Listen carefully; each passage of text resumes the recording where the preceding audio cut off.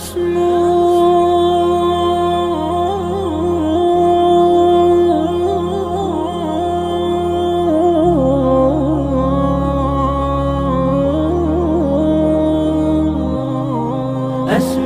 وأجتاز السماء جلالا، فأزيد أسراب الغيوم جمالا، وألون الدنيا بأجمل بسمة، وأكون للخير العميم مثالا.